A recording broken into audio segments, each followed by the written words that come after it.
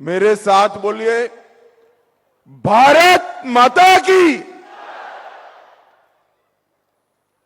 भाई, नव वैष्णव धर्म के लिए बहुत बड़ा दिन है, ऐसी आवाज नहीं चलेगी। मेरे साथ दोनों हाथ उठाइए, जरा उठाइए दोनों हाथ।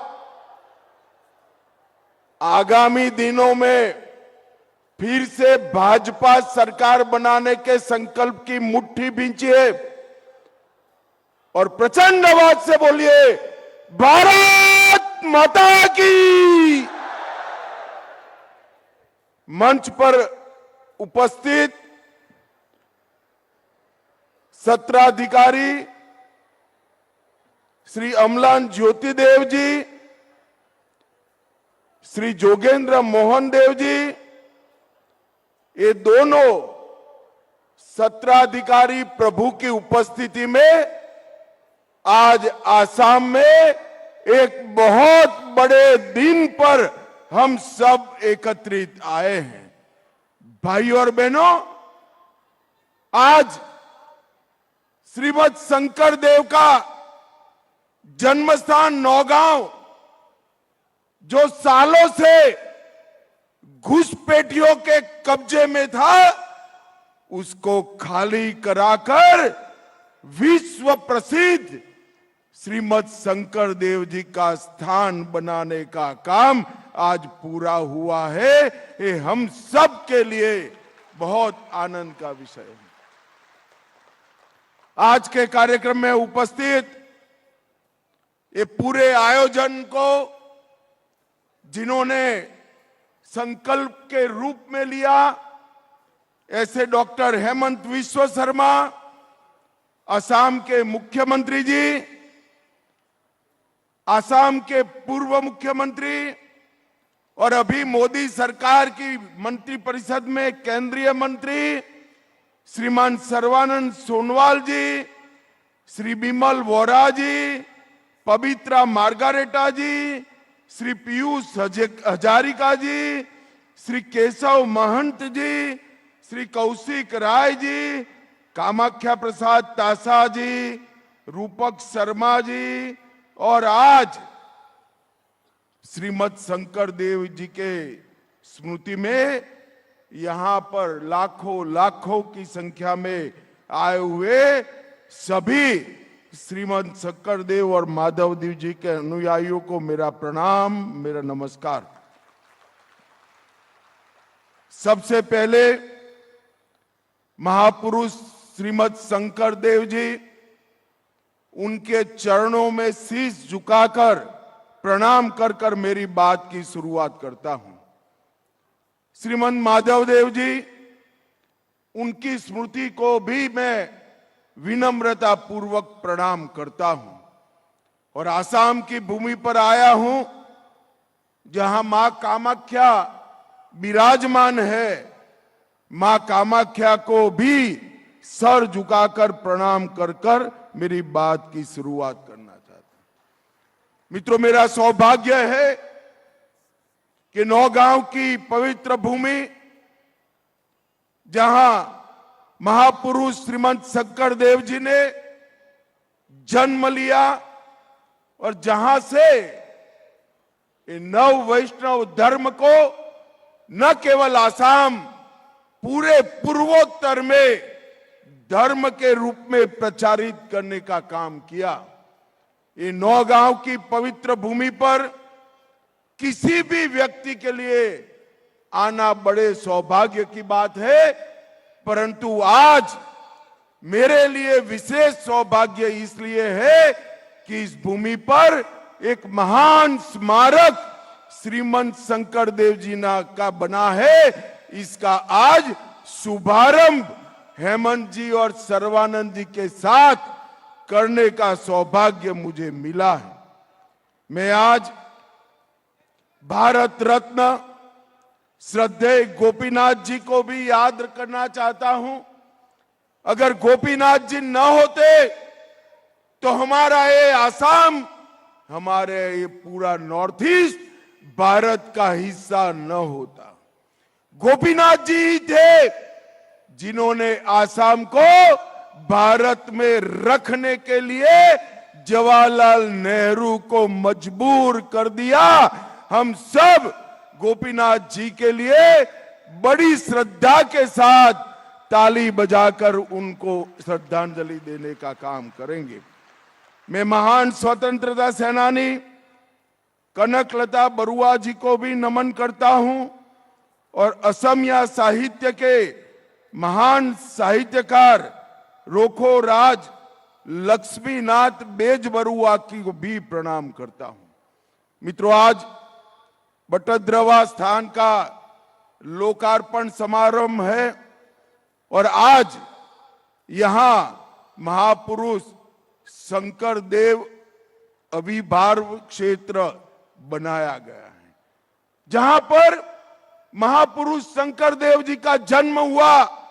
वो स्थान पर न केवल 1 साल, 5 साल, 10 साल, सदियों तक नव वैष्णव धर्म का डंका बजाने वाला स्थान आज इस नौगांव क्षेत्र में शुरू हुआ है। इस स्थान का निर्माण 3 फेज में किया गया। लगभग 250 करोड़ की लागत, 162 बीघा भूमि और सभी नव वैष्णव धर्म की परंपराओं को जमीन पर उतारने का काम किया। श्रीमद् भागवत के सभी धार्मिक चिन्हों को बहुत बारीकी से अध्ययन करके मूर्त स्वरूप देने का भी काम किया है। मैं अभी अभी ये दिव्य स्थान पर जाकर आया हूं। मैंने पुनः निर्मित रास्तों पर भी स्वयं चला हूं। शांत तालाबों के सामने थोड़ी देर रुका हूं। प्रार्थना कक्षों में नाम ध्वनि का मधुर श्रवण कर आया हूं और वहां पर आप भी जब जाएंगे वहां समय रुक जाता है। फिर से एक बार हमें श्रीमद् शंकर देव के पवित्र चरणों में पहुंचाने का काम कर रहा है। ये स्थान कोई स्थान नहीं रहने वाला है। 500 वर्षों की विरासत से हमें जोड़ने वाला स्थान बन गया है। मित्रों, मेरे लिए सौभाग्य की बात है, यही स्थान पर 26 दिसंबर 2020 को इसका भूमि पूजन मेरे हाथों हुआ था और मैं असम सरकार का धन्यवादी हूं कि इसके उद्घाटन का सौभाग्य भी मुझे ही मिला है। ये मेरे लिए बहुत बड़ी बात है। श्रीमद् शंकर देव ने नव वैष्णव धर्म की स्थापना कर पूरे पूर्वोत्तर में श्रीमद् भागवत को प्रस्थापित करने का काम किया। भागवत के बताए रास्तों पर ईश्वर की भक्ति करना, भागवत के बताए रास्तों पर अच्छा जीवन जीना और भागवत धर्म के अनुसार ही ये देश को अपनी मातृभूमि मानकर चलने का संदेश श्रीमद् शंकर देव ने दिया। ये पवित्र स्थान सिर्फ एक पूजा घर नहीं है, एक नाम घर नहीं है, ये असमिया सद्भाव का जीवन प्रतीक। अहम, बोडो, मिसिंग, कार्बी, राभा, कोच, राजवंशी, ताई, चाय बागान में काम करने वाली जनजातियां, बंगाली भाषी, नेपाली समुदाय, सभी समुदाय यहां पर आकर महान नव वैष्णव धर्म को आगे बढ़ाने का काम करते हैं।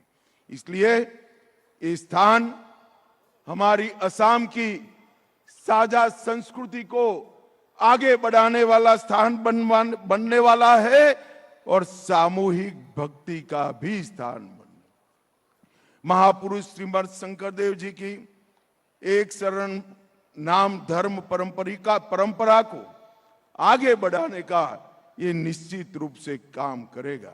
महापुरुष शंकर देव जी ने मानवता और मातृभूमि दोनों का हमें संदेश दिया। उन्होंने कहा, धन्य धन्य कली काले, धन्य नर तनुभाल, धन्य धन्य भारत वर्षे।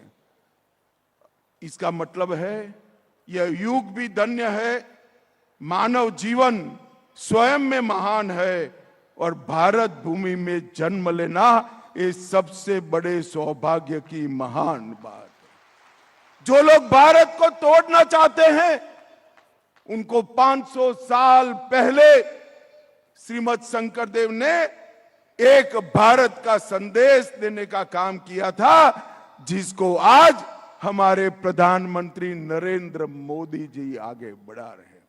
मित्रों, आज बहुत अच्छा दिन है।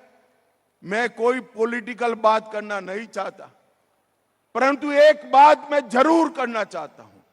जो अच्छा हुआ है इसकी प्रशंसा करनी चाहिए। इतनी बड़ा सभागार है, मुझे बताइए, श्रीमद शंकरदेव के स्मृति स्थान पर ये बांग्लादेशी घुसपैठिए थे, वो बरोबर था क्या?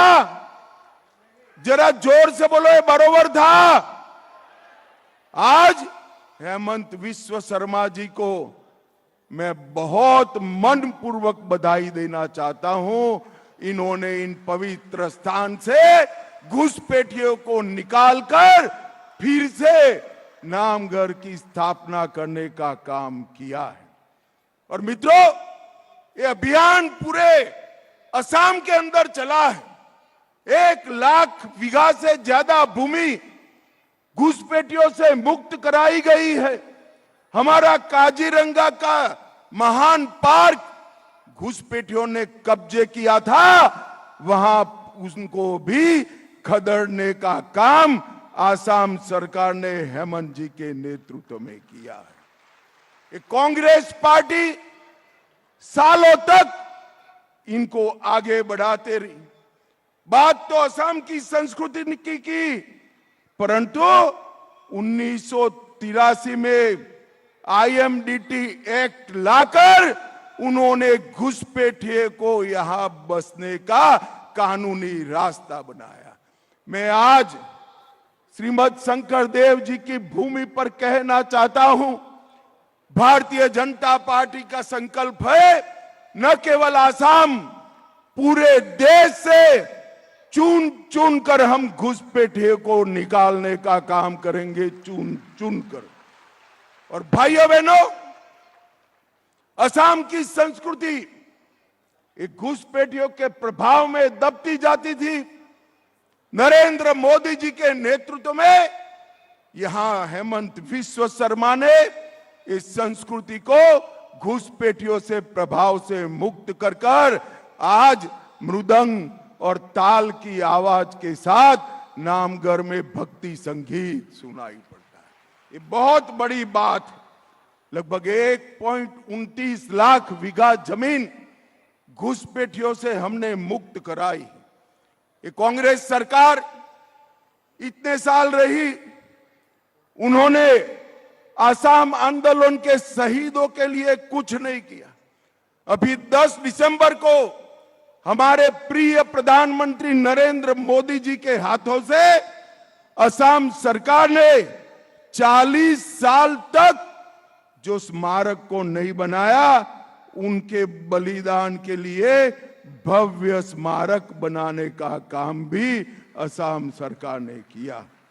ये 70 साल की उपेक्षा आसाम की जनता कभी भी भूलने वाली नहीं। ये पूरे उत्तर पूर्व को और विशेषकर असम के विकास के लिए नरेंद्र मोदी जी के नेतृत्व में इस 11 साल में हर प्रकार के विकास के काम हुए।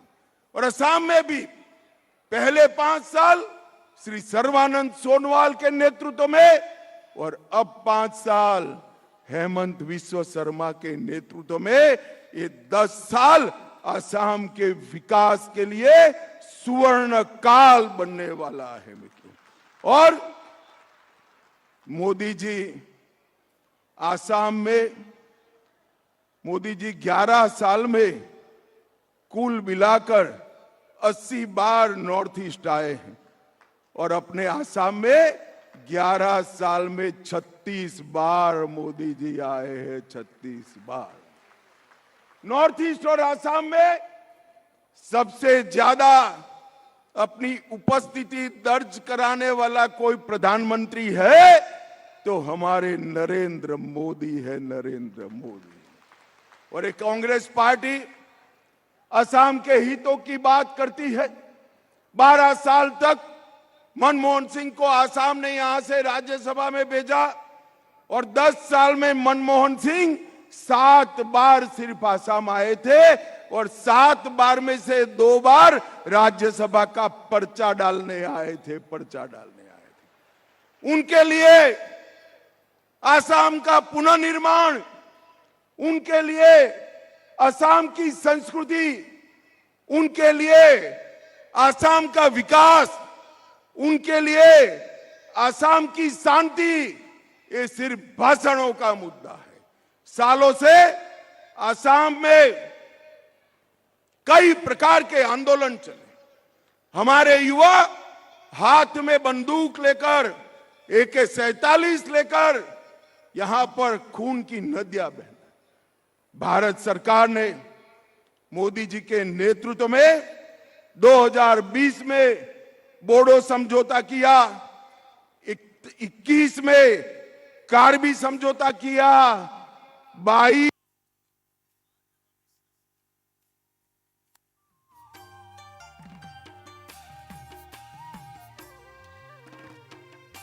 में आदिवासी समझौता किया, 23 में DNLA समझौता किया।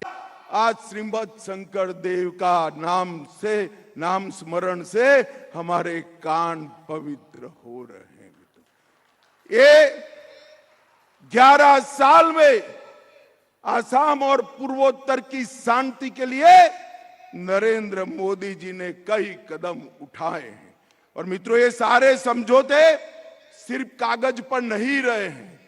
मैं आज इस मंच से अधिकृत रूप से कहना आया हूं कि 5 के 5 समझौते में से 92% हमारे समझौते के मुद्दे क्लियर हो गए।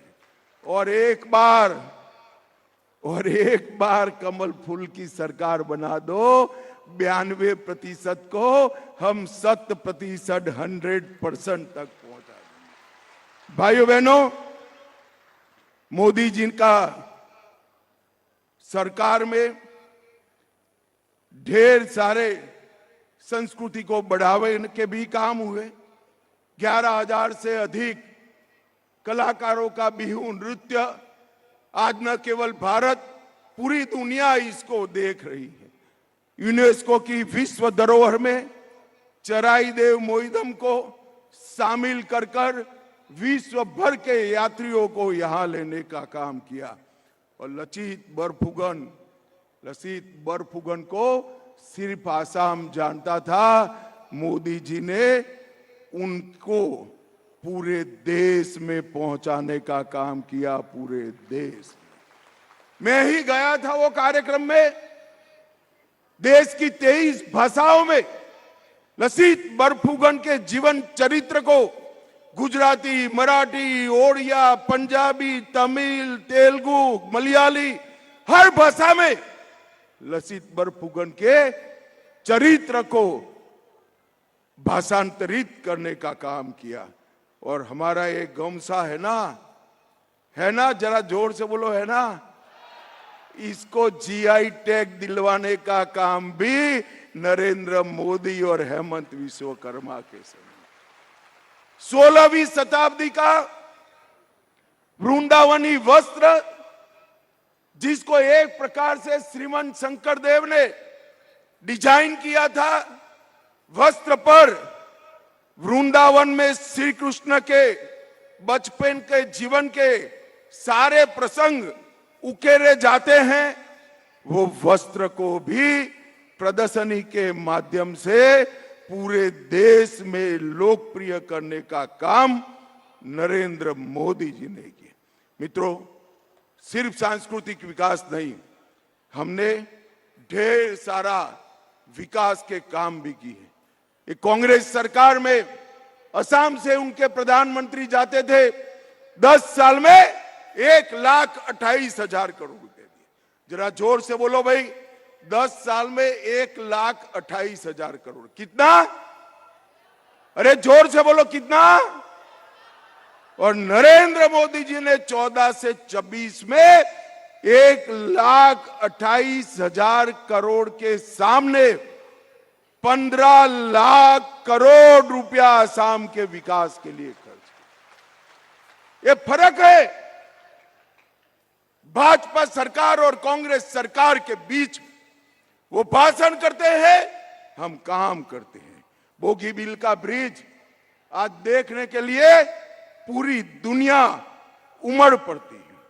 हमने 7,000 करोड़ से आसाम में NH 715 के 85 किलोमीटर कालीबोर नमूलीगढ़ सेक्शन को 4 लेन बनाने का काम किया। हमने 3400 करोड़ से सिलचर चुराईबारी कॉरिडोर हमने स्वीकृत किया।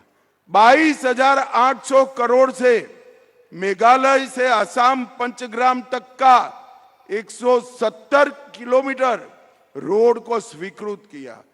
6,000 करोड़ से भारत के सबसे बड़े रेल सड़क बोगीबील पुल का निर्माण पूरा किया। 5,000 करोड़ से ब्रह्मपुत्र नदी पर 4 लेन का धुबरी फुलवाड़ी पुल शुरू हो चुका है।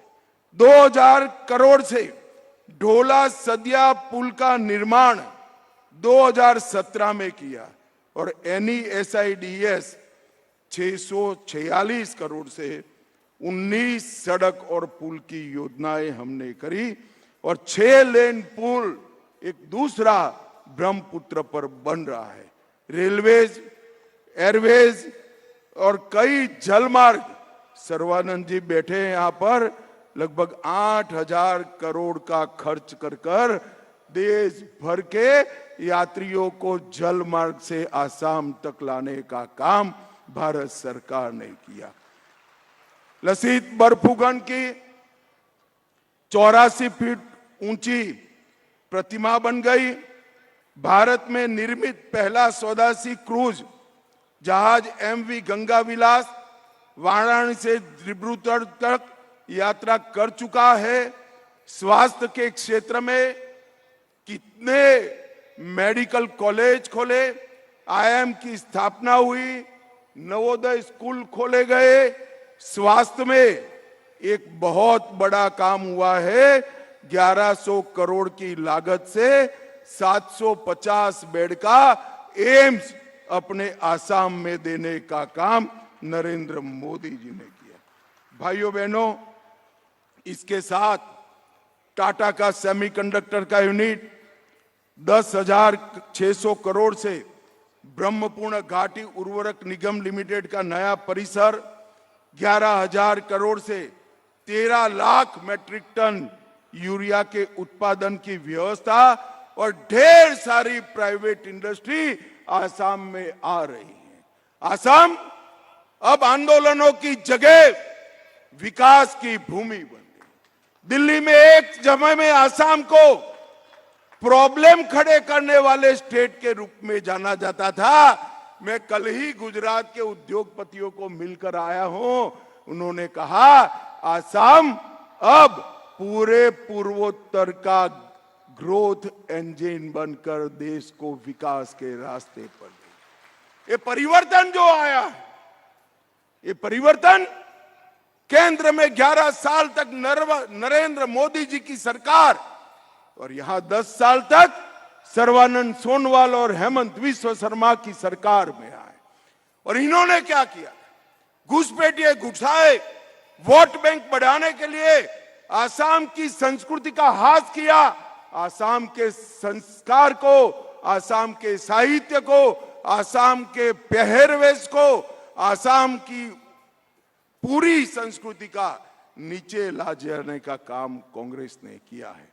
मित्रों, आज मैं आपको कहकर चाहता हूं, एक और 5 साल भाजपा की झोली में आसाम सरकार डाल दो, पूरे आसाम को हम घुसपैठियों से मुक्त कराएंगे, घुसपैठियों से मुक्त कराएंगे। ये हमारा संकल्प है। जो घुसपैठियों को वोट बैंक समझते हैं, ये लोग वो नहीं कर सकते हैं। घुसपैठिया देश की सुरक्षा के लिए, आसाम की संस्कृति के लिए बहुत बड़ा खतरा है, ऐसा मानते हैं, वो ही कर सकते हैं। और ऐसा मानने वाला भारतीय जनता पार्टी अकेली पार्टी है मित्रों, और कोई पार्टी ऐसी नहीं। तो फिर से एक बार श्रीमद शंकरदेव और माधवदेव के सभी अनुयायियों को मैं हृदय पूर्वक बधाई देना चाहता हूं कि श्रीमद शंकरदेव का जो जन्म स्थान है, वही स्थान पर आज एक भव्य स्मारक सदियों तक श्रीमद शंकरदेव के संदेश को, नव वैष्णव धर्म को और श्रीमद भागवत को भी सदियों तक यहाँ से प्रचार प्रसार की सुविधा होगी। और सब लोग श्रीमद भागवत के रास्ते पे चलकर, श्रीमद शंकर के रास्ते पर चलकर अपने जीवन का कल्याण करेंगे। फिर से एक बार बहुत बहुत बधाई। वंदे मातरम।